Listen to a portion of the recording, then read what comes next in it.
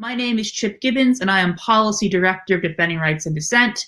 And today, in addition to being International Women's Day, which is a very important day, is the 50th anniversary of a break-in at an FBI office in Media, Pennsylvania. That night, many Americans were watching the fight of the century between two undefeated boxers, Muhammad Ali and Joe Frazier, or at least that's what two of our guests were planning on, as they used that as a distraction to liberate FBI files and expose the FBI's secret war on dissent in the United States. I'm immensely honored to be joined today by Bonnie Raines and Keith Forsyth, who were members of the Citizens Commission to investigate the FBI, the group that liberated the FBI files from the Media, Pennsylvania office. I'm also joined by Betty Medsger, the journalist who helped expose their leaks, and is the author of the Burglary, the discovery of J. Edgar Hoover's secret FBI. I'm also extremely excited to be joined today by Paul Coates, the founder and director of Black Classic Press and a former member of the Black Panther Party in Baltimore. We also claim filmmaker Johanna Hamilton, director of 1971, a film about the break-in. And by request of the panelist, we have Michael German, a longtime friend of Defending Rights Dissent, who you've probably seen on these broadcasts before, and a fellow at the Brennan Center for Center for Justice, Liberty, and National Security, the author of Disrupt, Discredit, Divide, How the New FBI Damages Democracy, and a former FBI agent, but we do not hold that against Mike here. Yes. So thank you, everyone, for joining us today. I want to start with a question for Bonnie and Keith, because breaking into an FBI office and liberating documents is a fairly bold move to take. What inspired you to take this action? You want to take that, Bonnie?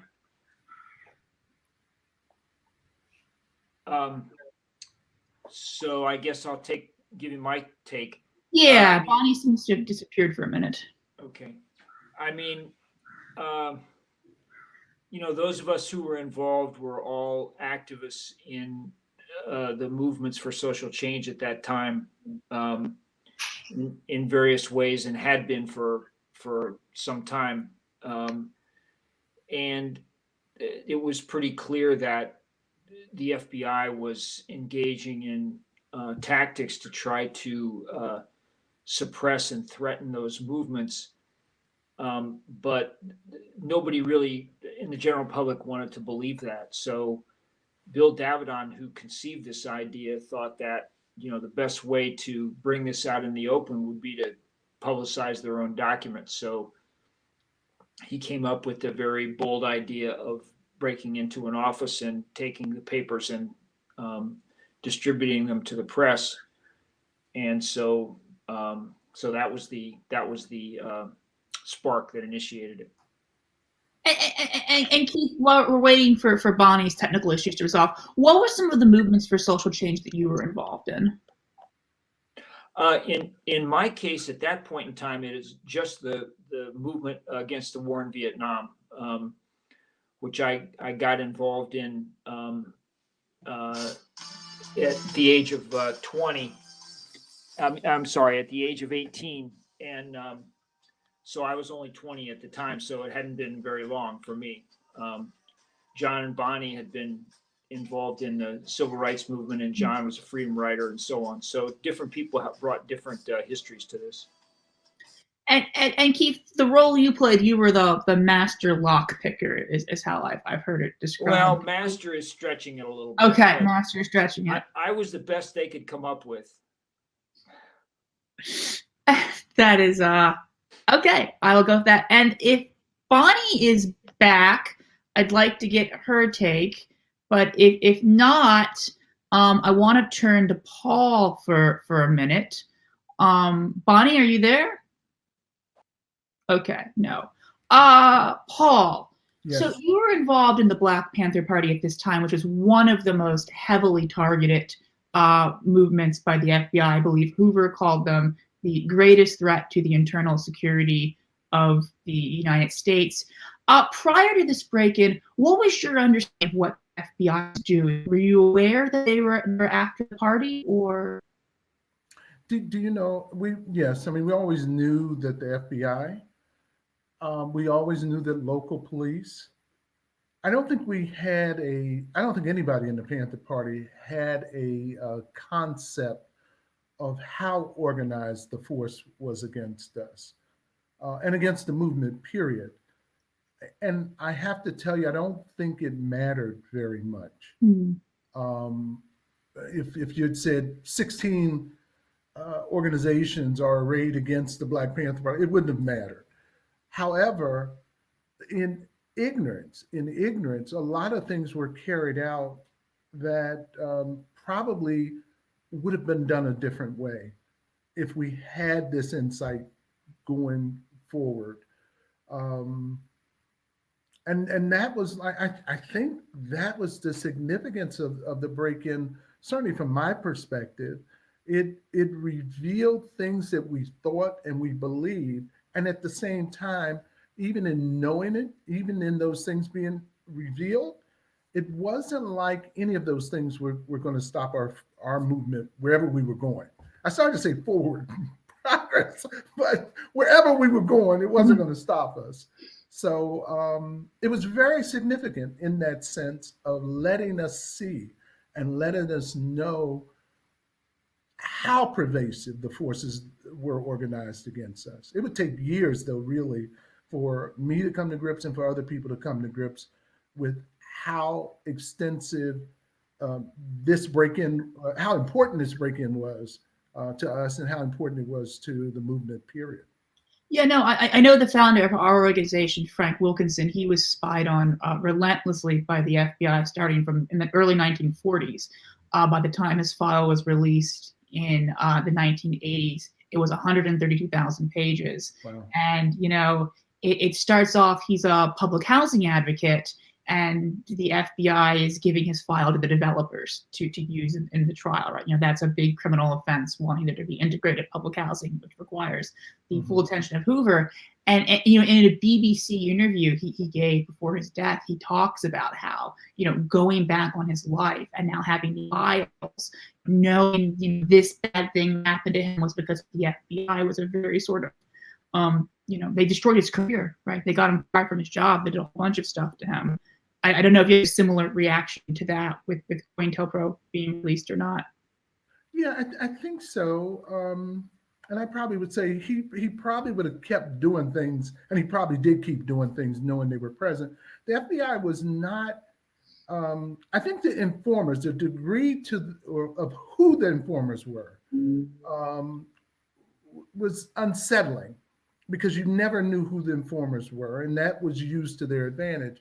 But the FBI periodically would make its presence known. They would want you to know that they were following you. They would want you to know that they had their eyes on you. Identifying the informants, though, the level of the informants, that was different. That was different because, of course, we didn't know that. Every once in a while, an informant would be revealed, but to the extent of having informers throughout the party, who they were, we just didn't know that, you know? And of course, as one of the COINTELPRO tactics, the informants would frequently engage in what was called snitch jacketing, where they would falsely accuse people who were not informants of being informants, which is really difficult to wrap your head around. I know William O'Neill, who was the informant who betrayed Fred Hampton, at one point made a makeshift electric chair for the party to use on alleged informants. They were very good at accusing innocent people of doing what they were doing and then getting things going against them. Betty, I want to turn to you now. And in a minute, I want to talk about your decision to publish this story. But I kind of want to ask you the same question as Paul and Keith also spoke on this a little bit. Prior to receiving these documents, what was your understanding of what the FBI was up to in terms of surveilling or disrupting dissent in this country? Well, I didn't have a big picture version of it, but I had written a story the previous August about a nun and a priest from Baltimore, Mary Kane and Tony Skoblik, who had gotten married. And there were more FBI agents than friends and family at the wedding. And that was my first experience with knowing that the FBI was penetrating the anti-war movement. They were very much involved in the Catholic peace movement. If I may, I'd just like to add, something about Bill Davidon, the person who got the idea for the burglary, the physicist from Haverford. When he didn't, in 1970, he found that more and more people in the peace movement in Philadelphia were telling him that they were very worried about the fact that they thought that there were spies in all of their organizations, and that the problem seemed to be growing. And he really didn't believe it and dismissed it. And then he found that more and more people, and especially people he respected, thought it. And that's by the end of 1970. This had really taken shape in his mind that this is a very serious problem. It probably is true, and we must find out if it's true, because he thought that if you didn't find out, it was the kind of problem that would fester, and people in movements would turn against each other, accusing each other of being spies, and it also would drive out people from the movement, and also prevent other people from even considering being activists if they thought that this was the price that you would pay. And so he eventually came to him to be so important to solve this problem that he felt it was as important as ending the war in Vietnam. And he really thought of suppressing dissent as being an extremely important thing, something that sort of stabbed at the heart of democracy, as he said it. Yeah, I think a lot of the activists during that time sort of understood what the FBI was doing as being an existential threat to their movement. You wouldn't achieve civil rights, you wouldn't end the war in Vietnam if this sort of secret, shadowy police force was allowed to sort of continuously sabotage your efforts. So Betty, a number of other journalists got these documents, and they did something quite interesting to me. They sent them back to the FBI. I believe the New York Times did that as well. Did you ever hesitate about publishing this story? And what made you choose to go forward with this when so many other people in your profession were unwilling to do so? Well, first, there was no pause on my part, but I should also point out that I didn't know, or no one at the Washington Post, as the decision was being made the day I got the documents, we had no idea that other journalists had received the files. We knew that Senator McGovern and Parren Mitchell, a member of Congress from Baltimore, had received them, and there was a little story in the papers that said that they had immediately turned them into the FBI and not made them public, and in fact issued a criticism of the burglars for breaking into the FBI office. But as far as the journalists were concerned, we were acting, as far as we knew, we were acting alone. And what I found out many years later, when I read the 34,000-page FBI investigation of the burglary, at that time, I found out what had happened, which is that those two journalists had done exactly, or their news organizations had done exactly what the two members of Congress did. But when I got the files, it just seemed, once I realized they were authentic, and we had to get word that they were authentic before we could move forward, because some of it was so extreme that I had to consider the fact that it might be a hoax. But once that was cleared up, Ben Bradley, the executive editor of the paper, agreed that it was a very important story, that this was information that the public needed to know, and that it should be published. However, Catherine Graham, the publisher of the paper, and the House counsel at the Washington Post both felt very strongly that they should not be published. It's important to understand the context of the times, and that's not capital time, but that era. It was assumed, first of all, there was no government oversight, but journalists also did not report on FBI or intelligence agencies. And it was assumed that they should keep their secrets and that they should not; those secrets should not be pursued or revealed. And that the changing of that culture was just beginning. And then 3 months later, the Pentagon Papers helped push that idea very, very strongly. But as of that time, it was a very strange idea that Katharine Graham was confronted with. And so she didn't want to publish. But then John Mitchell, the Attorney General, called Bradley and Katharine Graham continuously from 11 a.m. until 4 p.m., begging them, urging them not to publish these files, and said that they would endanger military secrets, which was evident to us was not the case. But that certainly made them pause, or made Katharine and the attorney pause. And Bradley kept the fight going. 4 o'clock, Attorney General Mitchell put out a bulletin on all the wire services, asking anybody who had the files to turn them in immediately to the FBI, and that they must not publish anything about the contents of the files. The argument continued, and when I was finished writing my story at 6 o'clock that afternoon and went to hand it in, I was told that it might never be published, and that was a great surprise to me. But the argument continued, and finally, at 10 o'clock that night, the last time that a decision could be made to publish the next day, Katharine Graham decided to publish, and it was on the front page the next day. And it also went out on the Post Wires and was published elsewhere the next day.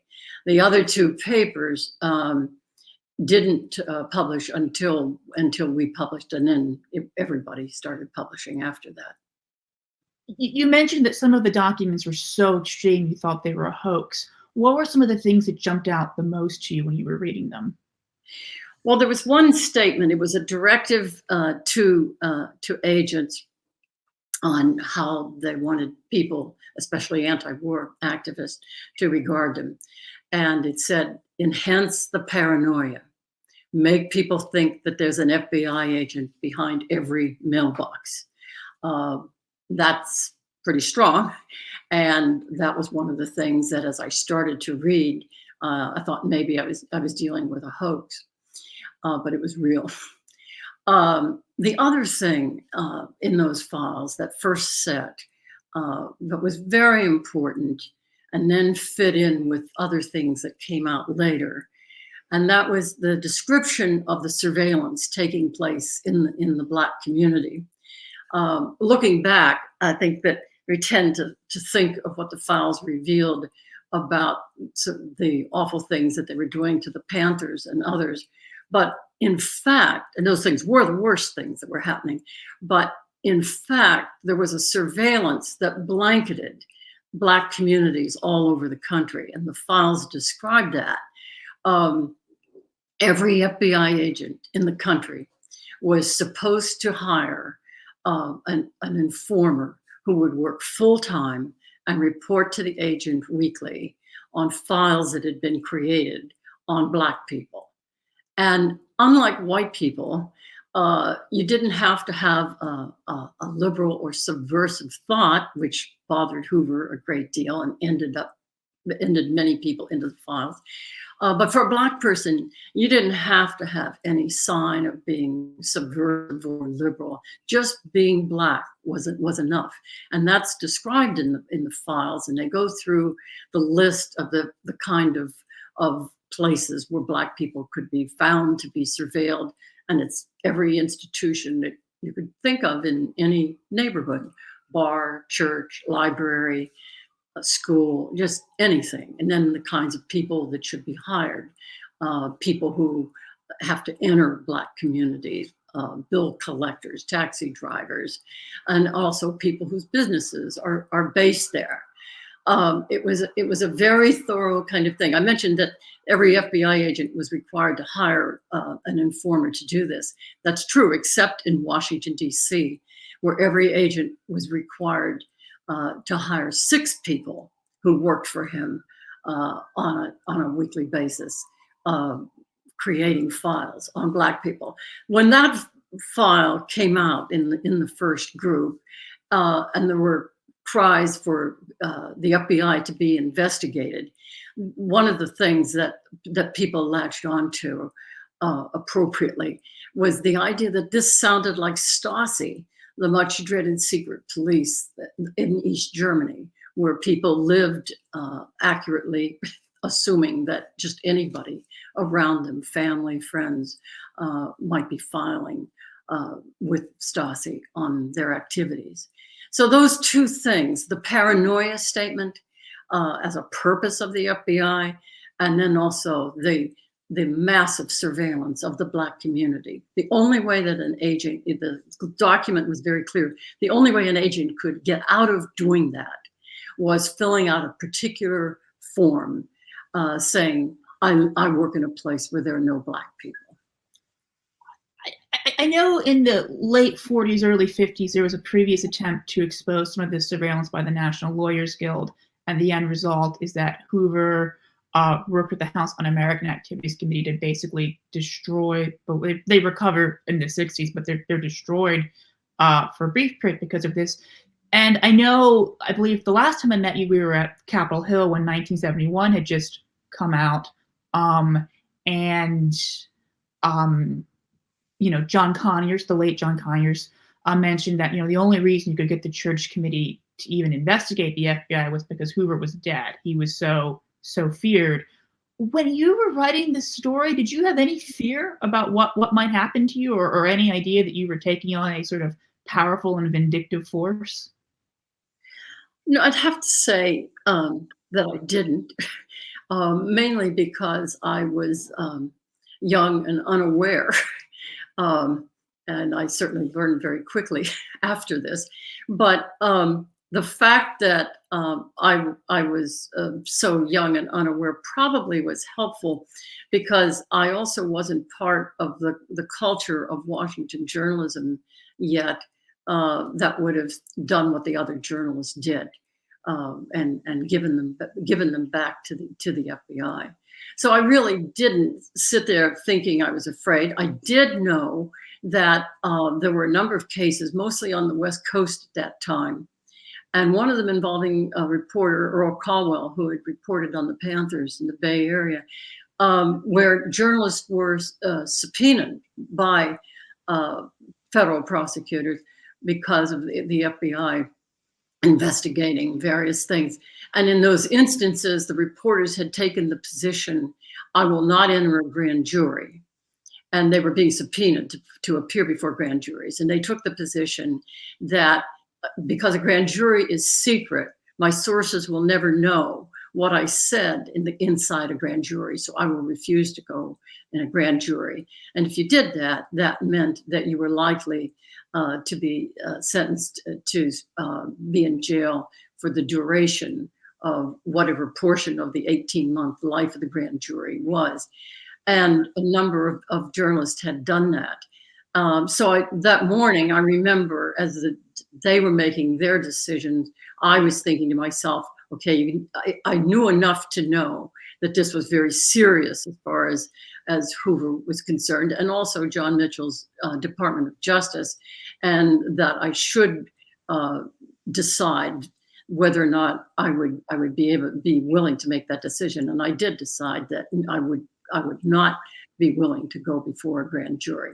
I remained concerned throughout the process about the fact that the files and the envelope that I had then and later, when I kept receiving the files, might have fingerprints on it. I mean, many years later, when I worked with them, I realized that they were so smart that they worked with gloves all the time and there were no fingerprints. But as a journalist, I couldn't assume that. And so I felt as though, even though I didn't know who my sources were and therefore didn't have an agreement with them that to retain their confidentiality, that it was very important that I protect them, because there was no other way we could have gotten this information. So in a sense, I realized, of course, that it was very extreme, but a situation. So I want to bring Keith back into the conversation, and Bonnie, if we have her, because the fingerprint comment, when I was telling people I was going to be talking to you, Keith, The question I got the most, and maybe you don't want to answer this, is how did you get away with it? Like, what sort of security protocols did you take? Did you practice? People are very impressed that 200 FBI agents on your trail. You broke into the office of the premier law enforcement agent in the nation, and they never found you. And I know Betty just mentioned the gloves. Could you talk about, if you're willing to? I don't know if this is still I guess not state secret, but extra state secret. What sort of security measures you took? This Betty discusses this at some length in the book, but it wasn't complicated. I mean, remember, this was before DNA testing or any of that. So we basically just wore gloves. We dressed so that we would blend in the environment. We were all white, which made that easier. And we, were careful about who we asked to join the group. And we agreed we would not talk to anybody about it. So all those things made a difference. The other thing that made a difference was that there were too many suspects. Not only was the peace movement a mass movement at that time, but even the part of the movement that engaged in civil disobedience was pretty large. We're talking thousands, not hundreds. So that made it difficult. And also, I think the FBI was hampered by the cult of personality that they operated under at that time. Hoover had the idea that the part of the Catholic left that was involved in draft board raids was behind this, which that part was true. But he decided that the person who led this was John Peter Grady, who was known as somebody who was led a lot of draft board actions, and that was not true. So he was sure he was right, and my understanding is that you didn't last long in the FBI if you disagreed with Mr. Hoover. So they were chasing the wrong people. So there was a lot of different factors. I don't really think it was any genius on our part. We had some simple precautions and we stuck to them. Well, could you tell us a little bit about how you prepared for the act itself and what happened the night of it? For any kind of action like this, whether it was the FBI officer or draft board, the first thing is you spend a lot of time in the vicinity watching what happens. Are there guards? What are their routines? What are the police patrols like? What kind of traffic, foot traffic and car traffic is in the area, that sort of thing. And you pick a time that seems the most suitable. Somebody, probably John or Bonnie or Bill, suggested in terms of a date for this, once we had accumulated the basic information, that the night of the Ali Frazier fight would be a good choice because a lot of people would be listening to that, and maybe not as attentive as they might be on other days.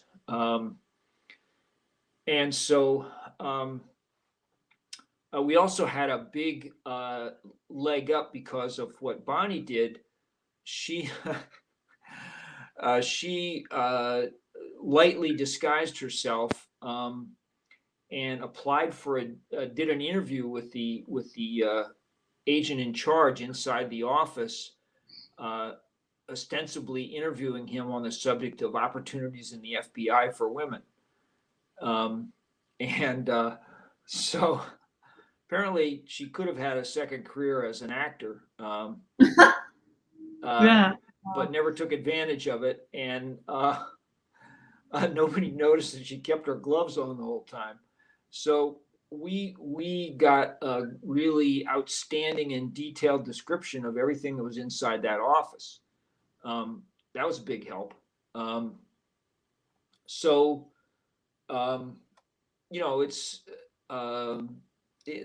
was pretty much the size of it. So I want to talk to Mike for a minute. Mike, obviously you were a former FBI agent, an FBI whistleblower much longer after this, and are now a civil liberties lobbyist and expert. As someone who has sort of studied the history of the Bureau and both its many civil liberties abuses, what is the significance of the counterintelligence program? I think the significance of the counterintelligence program is, I think it documents what is the natural tendency of an intelligence program. In other words, given that power without any regulations cabining its actions, it naturally expands what it's looking at. And, you know, I think what Keith said is exactly right, that, you know, the idea is, you know, if we want to find who is a threat, we have to look at everyone. But once you look at everyone, you then can no longer distinguish the threat, right? That there's too many suspects and it's impossible to clear suspicion against somebody. So it just becomes a black hole for resources. And, you know, I joined the FBI in 1988, long after this period and after the Church Committee investigation of this act of civil disobedience revealed not just that this was an abuse of the rights of the citizenry in a free country, but that it was entirely ineffective in addressing what it claimed was its purpose of protecting the national security. So after 9/11, when all of a sudden that language was being resurrected, you know, talking about things like a disruption strategy, which Paul had mentioned, talking about the way that the FBI was targeting the Black Panthers and other Black civil rights groups, with this idea that our goal as a law enforcement intelligence agency is no longer to arrest people who are engaged in harm, but rather to disrupt and discredit a political movement. And again, you know, what we have to realize after that history, and should have realized after 9/11, that giving this agency expanded powers would result in the same kind of abuses that not just harm the people that they target, but harm our entire society, because they undermine the rule of law and disrupt movements that are really trying to create social change for the better, rather than to do harm to the national security. So I want to talk to you, since you're a critic of some of the recent FBI's actions, about what has and hasn't changed. Obviously, some of the more excessive abuses of the COINTELPRO program, I guess COINTELPRO program is redundant, of the counterintelligence program, like the illegal break-ins, the wiretaps, the deliberate attempts at inciting violence. I would hope they've changed. But, you know, I was going back and reading over the Church Committee's reports on COINTELPRO in preparation for this. And one of the things that really jumped out at me was this line: the Bureau's self-imposed role as protector of the existing social and political order blurred the line between targeting criminal activity and constitutionally protected acts and advocacy. Does the FBI still have that problem where it blurs the sort of line between speech and criminal activity? And does it stem from sort of the FBI's conception of itself as sort of a guardian of the status quo? I don't think it stems from the FBI's conception of itself as the guardian of the status quo, because I don't think the FBI believes that. I think the evidence shows that, but I think that is more subliminal than what they consider themselves to be, which is the protectors of the nation. And the problem is, I think that there's too little recognition that our nation was founded as a white supremacist project, right? European colonization of the New World was a white supremacist project. And as a result, some of that foundation continues to infect our government institutions, and in fact, all parts of our society. So when people are part of the law enforcement apparatus, the laws that they are enforcing are disproportionately focused on looking at communities of color and immigrants and anyone agitating for social change as potential threats, again, to the status quo rather than to the nation, but they would look at it as the national security and target fellow Americans as if they were a foreign threat. And, you know, that's immediately what we saw after 9/11, where American Muslims were being treated as if they were part of a foreign threat. And the resurrection of the language, you know, immediately the FBI developed a disruption strategy, which was language taken straight out of COINTELPRO. They talked about the radicalization of terrorist groups, which again was part of J. Edgar Hoover's training early in the 19-teens. He was head of the radicals division of the FBI, with this theory that the people who engaged in political violence weren't the problem because there was only a few of them. It was the people who were spreading dangerous ideas that were the real problem, and therefore law enforcement's authority wasn't to be used just to target people who were committing harm, but rather to suppress the ideas that they felt were radical.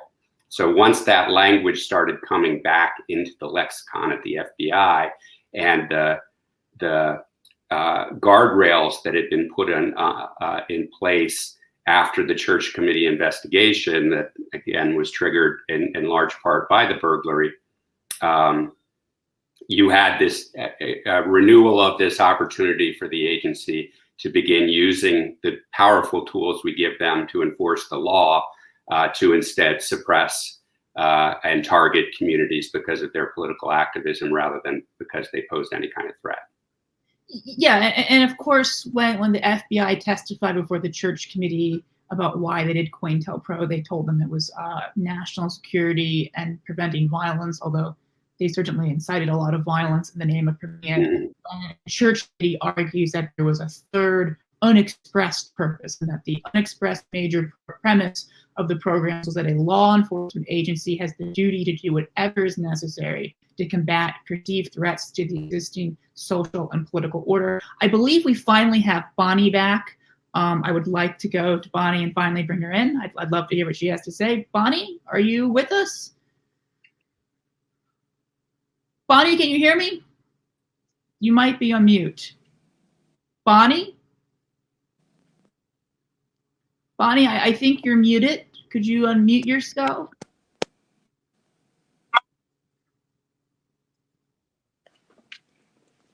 Bonnie, if you could, if you can hear me, can you say something? Okay, we don't have Bonnie back. I apologize for that. But as we were talking about with Mike, that, you know, the FBI may view itself as protecting national security, but it also has perhaps this subconscious role as guardians. Johanna, if you're there, I wanna bring you in, since we've been neglecting you. I apologize. What about this story? I probably know the answer to this, but what led you to want to make the film 1971?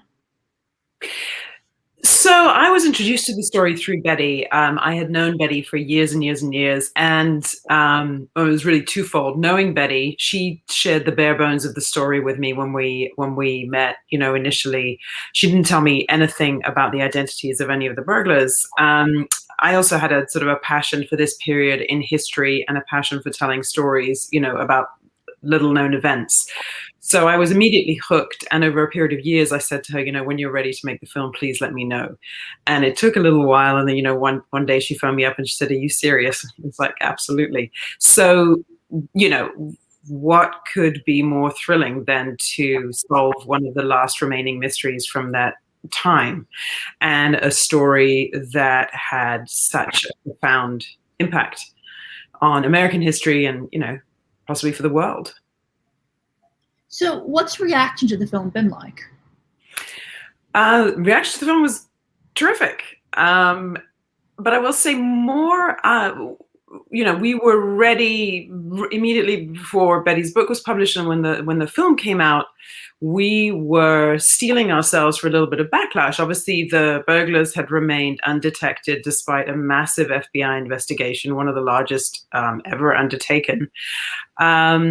And even though we knew that the investigation had been closed, we didn't know if there were, Hoover had been so incensed by their actions that we didn't know if there was anything, lurking within the FBI's files still, or if they would just come after them to be vindictive. And neither Betty or I had gone through the front door of the FBI to let them know about our respective projects. So we sort of held our breath a little bit the night before the publication of Betty's book. Certainly we had a phalanx of lawyers lined up, including the burglars lawyer, David Carey's, who's this amazing professor at Temple University, who's been their lawyer, since right before the action in 1971. So we were ready.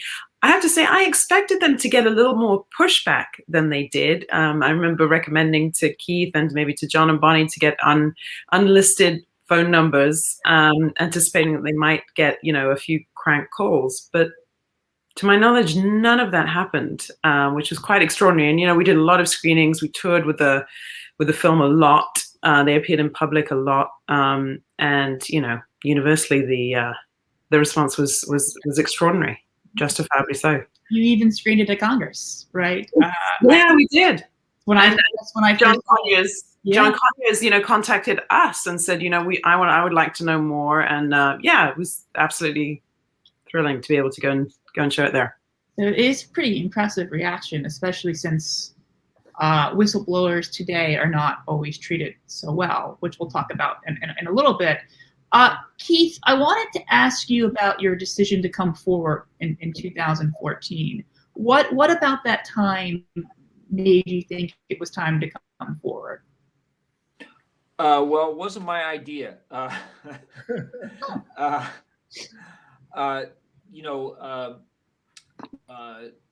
John and Bonnie revealed, well, it's more accurate to say John revealed it to Betty, and Betty immediately, said, "Wow, this is a great story. I really want to write a book about it. Would you, consider it?" And there didn't seem to be any reason not to. It was, first of all, the likelihood of any legal repercussions were very small, and once your kids are grown and gone and your house is paid off, what the hell can they really do to you? Mm-hmm. Why not? It's a chance to talk about some issues that are still current and probably, given human nature, always will be. It was really not a risky decision at that advanced age.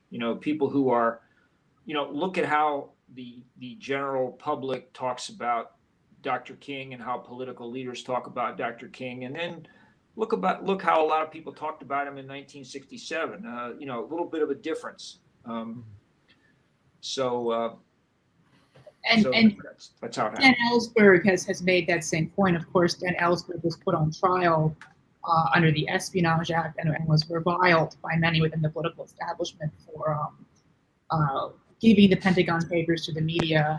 And, Obama praised him at the same time that he was leading an unprecedented war on whistleblowers and journalists. Right, he was going after Snowden and Chelsea Manning while saying kind things about Daniel Ellsberg, which is a bit of an. Bonnie, can you finally hear us and respond?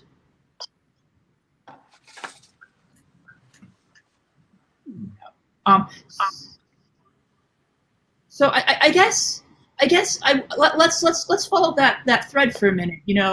We know that during the Obama administration, Chelsea Manning published information about U.S. war crimes. She was held in conditions that a UN Special Rapporteur found to have likely constituted torture, at the very least constituted cruel and degrading treatment. Edward Snowden, right before this documentary came out, disclosed the NSA's global surveillance programs. I remember I was teaching a high school course on criminal procedure at the time, and I was discussing with one of the other teachers, and he told me, I feel a bit hypocritical because I really like what those burglars did in 1971, but because Snowden did this to Obama, I'm not a fan of what he did. I think he should go to jail. And I was sort of flabbergasted. I'm like, yeah, you are a bit hypocritical, aren't you? so Snowden in exile. Julian Assange right now is in Belmarsh prison because the U.S. is attempting to extradite him. Assange was the publisher of the main leaks. A UN special rapporteur has also described what happened to him as psychological torture. Terry Albury, an FBI whistleblower, was convicted under the Espionage Act and is currently still under carceral supervision. He's out of prison, but still in a halfway house. Reality Winner is in jail. And I believe next month, Daniel Hale, a drone whistleblower, goes on trial for allegedly giving information about the U.S. drone program, including the fact that 90% of the people killed by drones during a given period were not the intended targets. What do we think about this war on whistleblowers as people who help to expose FBI misconduct at great personal risk? How do you feel about what's happening now? And maybe you can take this question.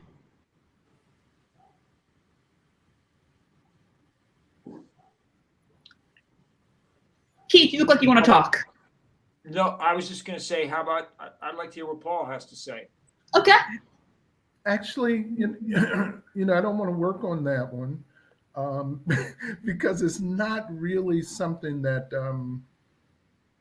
I have a grip on it. And what I do want to do, though, please let me flip back.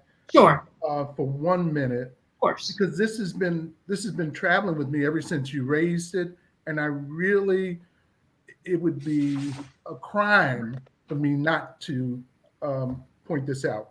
One of the things you talked about much earlier on was the snitch jackets and how often these were employed against people in the movement.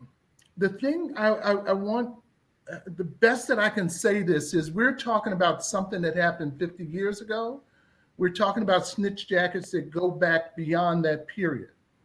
And the thing that I want to leave here and want us to really consider is that those snitch jackets, in many cases, are still live and still active now, okay?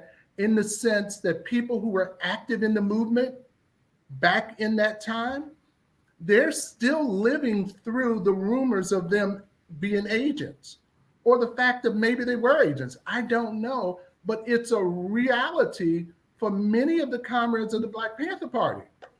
People are labeled as agents, and even today they have to live through that, whether it's true, whether it's not true.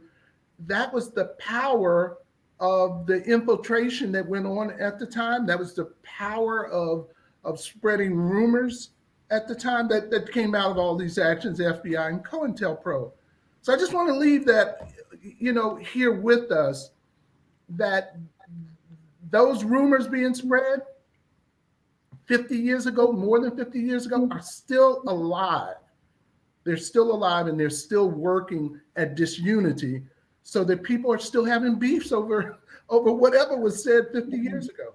Well, Paul, I think that's a really great point, and I actually want to follow this thread with you further, and we can go back to the whistleblower question later. What are some of the other ways that you think the legacy of COINTELPRO is still with us and its impact?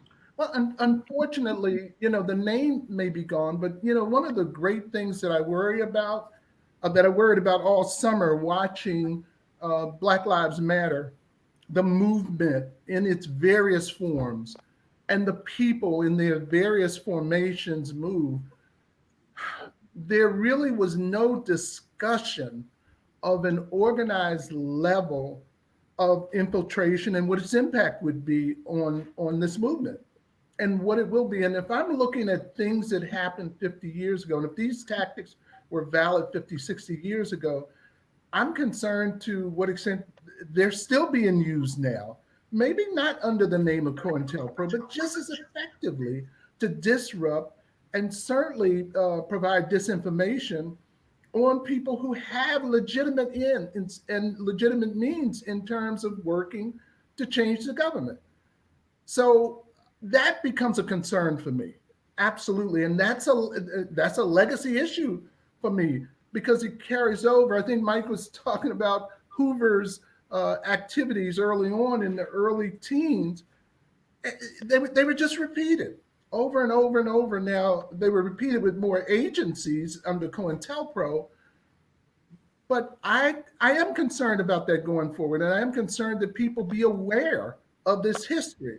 So I think this celebration of this 50-year-old patriotic act is very much on time. And I'm glad to be here and be a part of the conversation.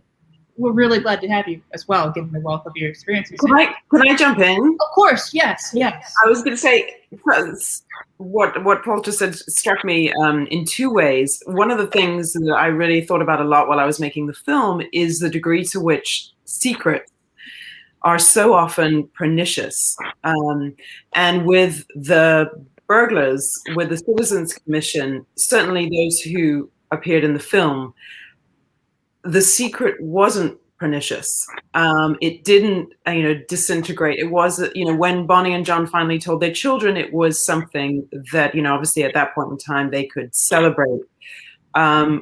My sense is, Keith, we've never discussed this really, but my sense is Keith at that point didn't have a family. Everybody kept to themselves. Everybody, people's egos were in check and they didn't go around. And that's also partly how they managed to remain undetected.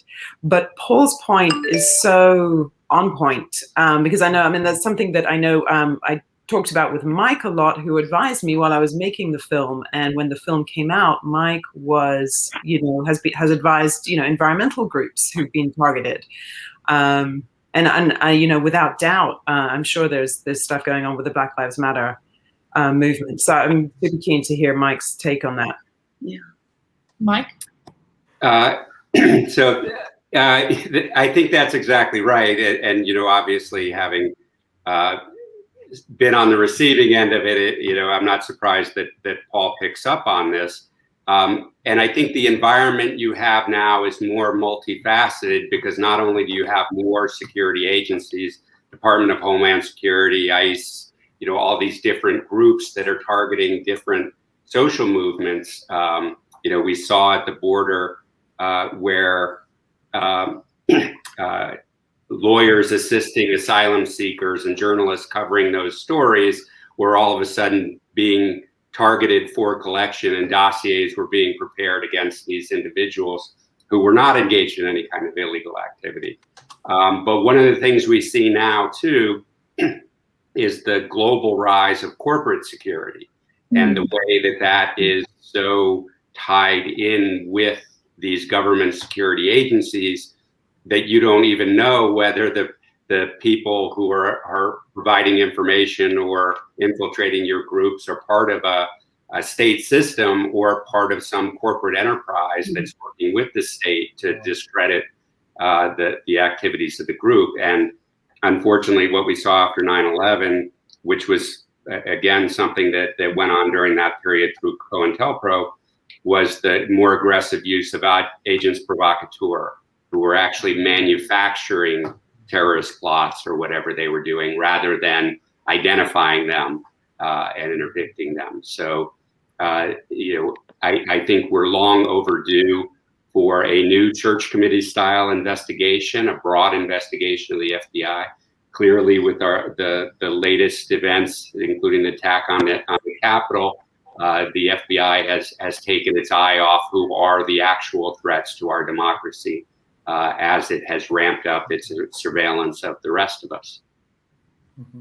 Yeah, no, and I think that's an excellent point, especially sometimes we see a really disturbing collusion between the FBI and these sorts of corporate forces. I know you were quite critical of the FBI's investigation of a anti-Keystone Pipeline group, pointing out that providing, secure PR for the pipeline is not a law enforcement purpose. There also was this really bonkers story recently about a whistleblower at a meat slaughterhouse who blew the whistle on really awful and inhumane practices, and the corporation invites him back and then introduces him to the FBI, who asks him to become an informant on the activist who tried to help him blow the whistle, which is a really weird, does not seem like a good use of FBI time to me, or proper use.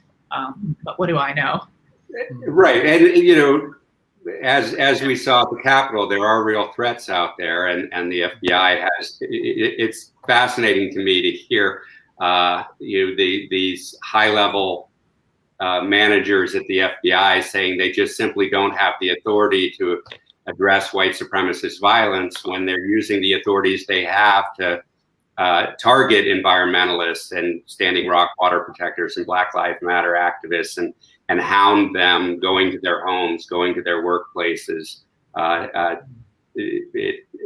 Clearly, they have more authority than they claim because they use those authorities most aggressively against groups that aren't engaged in violence.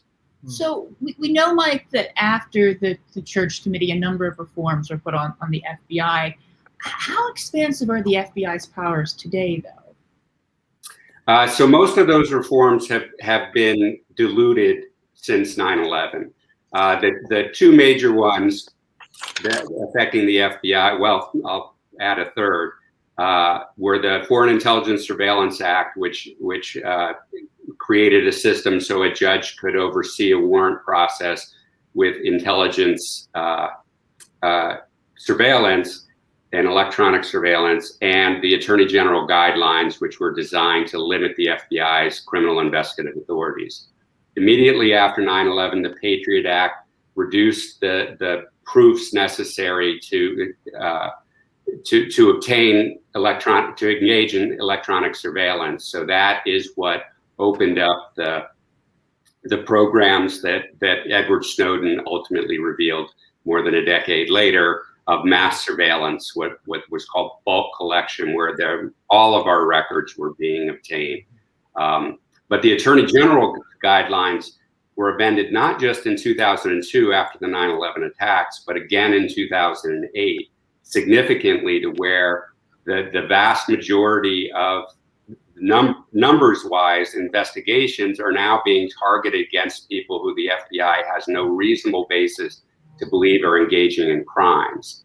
And that opens the aperture to engage in this type of activity that is not effective in identifying real threats, but is very effective in suppressing movements. And there was a 2010 Inspector General report about the FBI's investigations of domestic advocacy groups that I think if people, after reading Betty's book and watching the 1971 film, would read this Inspector General report, they would realize that many of these tactics have been revived and are continuing. And it's something that is long overdue for Congress to take a really hard look at.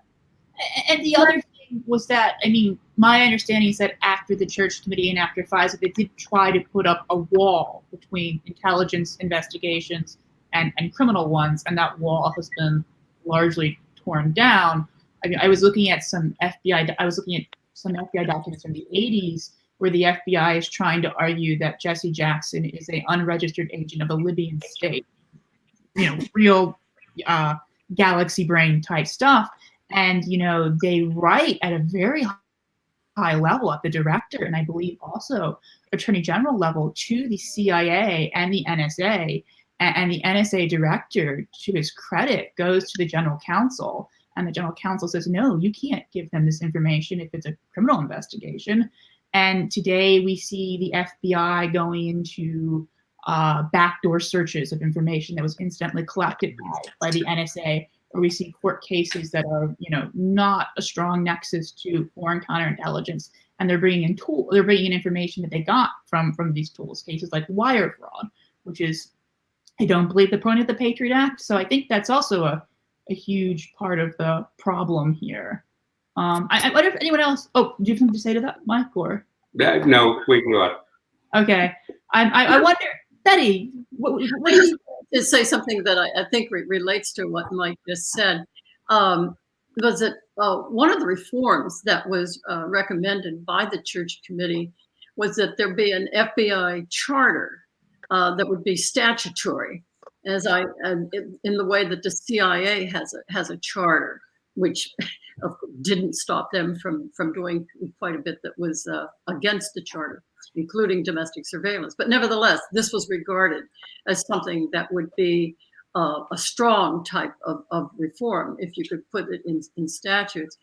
And that was rejected. And instead, the strongest thing that we had at that point were Attorney General guidelines. And the Attorney General guidelines could be changed as soon as a new Attorney General came in. And I think it's correct to say, and Mike or anyone else, correct me if this is wrong, that's been one of the problems, that the rules have gone back and forth quite a bit as new Attorney Generals came in. And the first thing that happened was, as soon as Reagan was elected, that his first Attorney General weakened the guidelines quite a bit. And in fact, Reagan had even campaigned in 1980 that he wanted to unleash the FBI, so that the struggle for giving more leeway to the FBI started immediately and has gone back and forth continuously. Mike, would you say that's a fair assessment? Yes, that's entirely fair. And that's exactly what the issue is that Congress has not been willing to step up to actually put guardrails around the FBI, so that when the FBI does engage in either violations of those guidelines or in violations of civil liberties within the guidelines, they could be narrowed, and that Congress would have a strong role in that oversight. But by deferring to the Attorney General to make those rules, it creates an opening for every Attorney General to change them. And they're changed to such a point now that I don't think there's room for the FBI to have more authority than what they have today. They're literally have as much authority as they did back when Hoover was in charge. And we see what happens when that kind of unbridled authority is given. It doesn't turn out well. And I think the problems that we're facing now are very similar to the ones that we saw then. Another delightful factoid about Ronald Reagan was that, in addition to campaigning for unleashing the FBI, one of the first acts he did when he became president was to pardon 2 FBI agents who had been some of the only FBI agents convicted under civil rights statutes for violating the civil rights of people. The statute carried quite a big prison sentence, but they both only got fines. One of those 2 agents, I'm blanking on the other one's name, was of course Mark Felt, who would later discover was Deep Throat. The day Nixon pardons the day Reagan pardons, Freudian slip, the day Reagan pardons Mark Felt, Nixon sends him a bottle of champagne with a note on it that says, "Justice ultimately prevails." They were the only 2 agents that were charged and convicted for the crimes that had been done under COINTELPRO. And I was going to mention the third reform, and that was putting a 10-year term on FBI directors. And the idea was that no popular FBI director could obtain the kind of power that Hoover had. Again, because people forget how popular he was back then, and which again shows the courage that Betty and Bonnie and Keith had in going against somebody who was seen by the public as a champion for justice. But when Robert Mueller came up to the end of his 10-year term, Congress actually changed the law, and President Obama was able to nominate him for 2 years under the argument that he was popular, not recognizing that the reason that the 10-year rule was there was to get rid of a popular director. Because that popularity can turn us blind to abuse. Yeah, I mean, the popularity of Hoover is something that's very difficult for people to wrap their head around. But there's a new documentary out called MLK FBI. After you watch 1971, of course, you can watch that one, but let's start with 1971.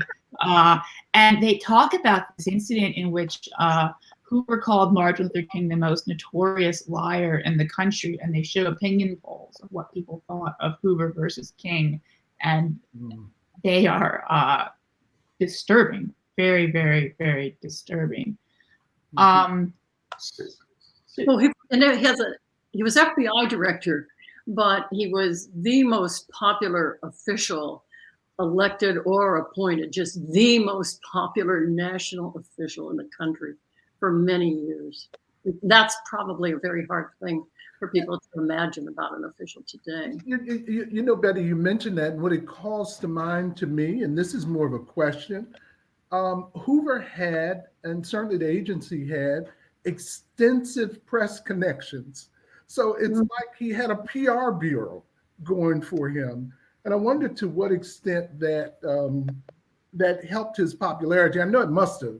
Oh, You're so positive that as a child, I remember the FBI on television, you know, the FBI movie with, was it Jimmy Stewart in the FBI movie? Right, yeah.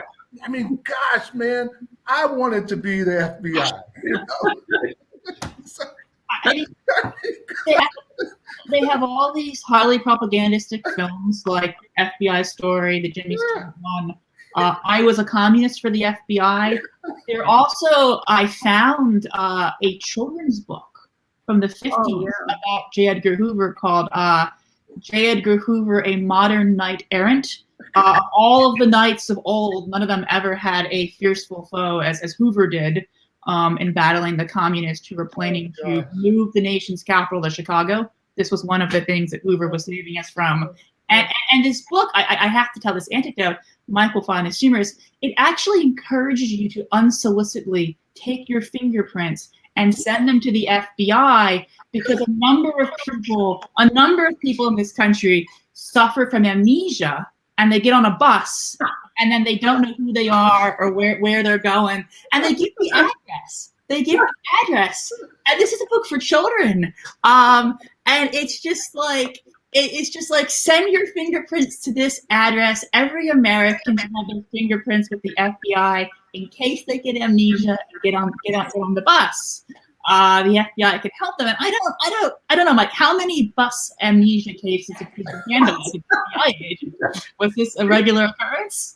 It's a national crisis, right? Right. The FBI will protect you if you just send them your fingerprints. And now, as Keith said, a little DNA would be helpful as well. Yeah, and the other, it was just a really shocking book. I just on all, and I filed a FOIA request, and I'm going to pull the files from it from the National Archives, because I suspect that they had some help from Mr. Hoover. And yeah. So, I think. sorry. yeah, so Chip, Go ahead, Betty. a question. Go ahead, Paul. I'm sorry. Okay, I'm sorry. I don't know if this is a question for Betty or for someone else that can help me, but Betty mentioned part of it. So the church committee does its job of exposure on a federal level. I do know that on a local level in Maryland, and Betty, it was interesting because you were talking about how parents sent the files back to the FBI. He was like a crusader of just unparalleled bravery in holding hearings in Baltimore on the role of the federal government and local government in terms of investigating and conducting illegal surveillance against civilians. I'm just curious. So this all comes out of the break-in too. I mean, because this is what this is a part of. It's a year or two later. But I'm just curious. I know that happened in Baltimore, and one of the things out of Baltimore that certainly came out of those discussions was the origins of the Panther Party, and the Panther Party was organized initially by an agency of the federal government in Baltimore. Okay, that police involvement in I don't know that this came out in parents' hearings, but police involvement in a killing that went on in that Panther Party headquarters. The fact that so much information came out around surveillance And the fact that that information was part of the bill of the policeman's Bill of Rights Yes. that Maryland was pushing for, okay, because they wanted the information suppressed. I was focused on that here in Maryland, but I'm just curious, Betty, were hearings like that held on a state level in other states besides Maryland? In other words, did this break-in lead to other local investigations of collusion? I don't know of that happening. I've never heard of it. It's possible. Are you saying that Perrin Mitchell took the initiative in that? Absolutely, absolutely. You know what he did with he did hand the files in immediately to the FBI, but I think it was the next night that he was giving a speech in Pittsburgh, and he said, "I don't support burglary. I'm against burglary, but I do want to tell you that I looked at those files, and what happened was against the law, and that I think that something should be done about it." Yeah. Perrin was a mighty crusader, and the role of those hearings came out later when they did the investigation around the policeman's Bill of Rights. But I remember it was the Memorial Center downtown in Baltimore where he did those hearings, and they went on for about a week. I don't know of what came out of the transcripts, but I know it was related, and it followed the church hearings in Washington. And it pertained to FBI and police? I'm sorry? It pertained to FBI and police at the local? Yes. Because the Baltimore community, the Black community of Baltimore suffered under Donald Pomelo, who was very much involved with the federal agencies. There were a number of agencies operating here, but Pomelo ran the police department. And so Perrin was interested in getting that information out. And that's what happened. I was just curious if the break-in led to other local exposure, and if in fact there were other types of hearings to point to, like that which happened in Maryland. So I don't know. I don't know the hearings, but it triggered a lot of investigations of local law enforcement intelligence abuses. So, for example, Federal Code of Regulations 28 CFR Part 23 was written in the, I think it was late 70s or early 80s, to bar the collection of intelligence not reasonably connected to criminal activity among law enforcement agencies that receive federal funds. Many lawsuits. There was a handshoe case in New York. There was a similar case in Chicago and in LA that resulted in consent decrees that limited state law enforcement intelligence activities as well. So there were a series of reforms over the next 10, 15 years that unfortunately the reactionary forces were able to use the shock of 9/11 to water most of those protections down. Because many local police departments had red squads, like intelligence units. In some cases, they predate the FBI. I mean, on the one hand, you know, the idea that when Hoover first joins the FBI, it's still the Bureau of Investigation, and his first job is at the Radical Division, which I believe is the first intelligence unit within the FBI. It's a very logical thing to have, though, if you consider the fact that Chicago police, New York police already have red squads, which are intelligence units dedicated to political surveillance. And I think in a lot of ways, you know, when Hoover is setting up shop, he really is acting on this norm that exists within sort of, I don't know if you want to call it ruling class society. Not if that sounds too out there. That type of political repression against labor, against socialists, against African Americans is totally okay, and that it totally makes sense that a police department will have an intelligence unit that is, you know, dedicated to the Reds. Right. Yeah. Well, that's a good one. Okay. So does anyone have any final thoughts on COINTELPRO or the break-in at 50 or the state of civil liberties today? I'd like to mention something that Sure. Ethan Theo Harris, who I consider the greatest historian of the FBI, pointed out after going through massive FBI records as a scholar. And that is that this didn't prevent any crimes, didn't lead to arrest. The way he put it, no public service was supported. No bomb was ever stopped from going off at the Capitol or anywhere else as a result of any of this surveillance. The surveillance itself was illegal and never could have been used in court. And so it really did just harass and destroy, and was never intended to be the true law enforcement. And in that sense, one of the biggest things that Hoover did was damage the law enforcement function of the FBI. I mean, just to riff off of that for a minute, I mean, one of the purposes or origins of COINTELPRO in 1956 is this fear by J. Edgar Hoover and I believe William Sullivan, who was the head of domestic intelligence, was that the Supreme Court had become too liberal, and it was making it harder for them to prosecute members of the Communist Party under the Smith Act and for perjury and for contempt of Congress, and that the origins of COINTELPRO in 56 are actually that they don't think they can prosecute these people, so they need to use basically this sort of extrajudicial vigilantism to go against them.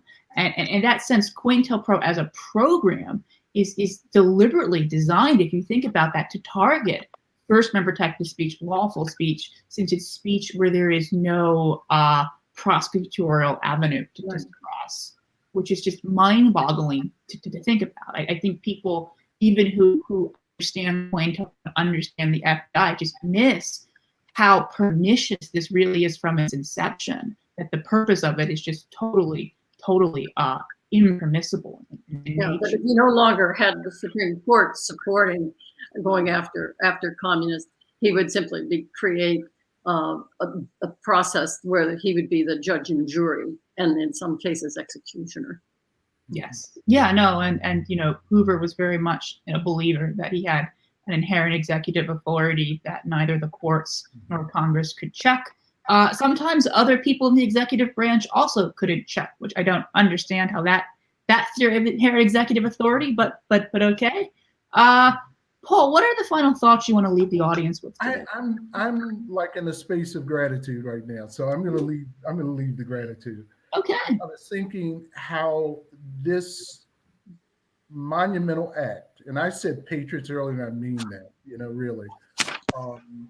This monumental act actually, for many activists, took that what we know to be real out of the realm of conspiracy theory and allowed the painting of flesh onto these myths and these tales, these strange occurrences, these deaths, these lies, these betrayals.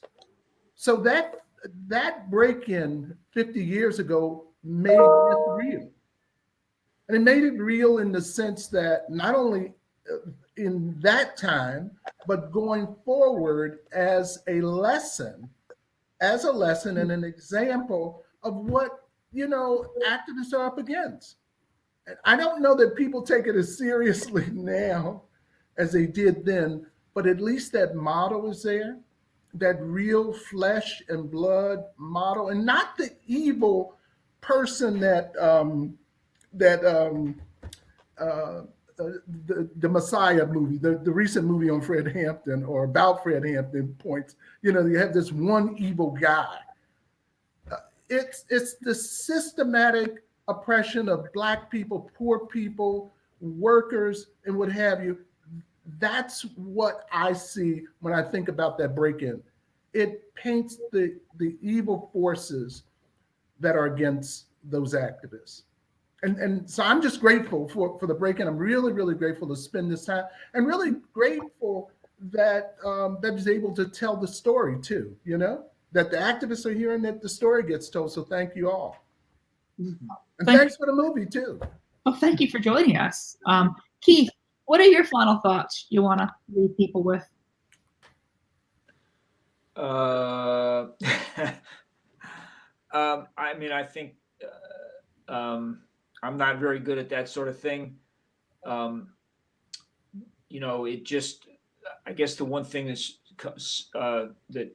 jumps out for me is that people should not be fatalists, that the world has changed, the world can change, the world will change. It's not easy. It doesn't change as much as we want. It certainly doesn't change as fast as we want. But you know, don't be a fatalist. You know, you can do something, and it doesn't have to be anything dramatic. We all can do something, and if we all do something, no matter how small, the world will move in the right direction. Sounds good. Johanna, what's your final thoughts for us today? And where did you see the film? I guess that's also a question for you as well. Sure. So the film is available on PBS is streaming it again, which is wonderful. I think that's the best place for this film. Amazon Prime is also it's also available on Amazon Prime, but I think Jeff Bezos has made quite enough money. So yes, it's available for free on PBS.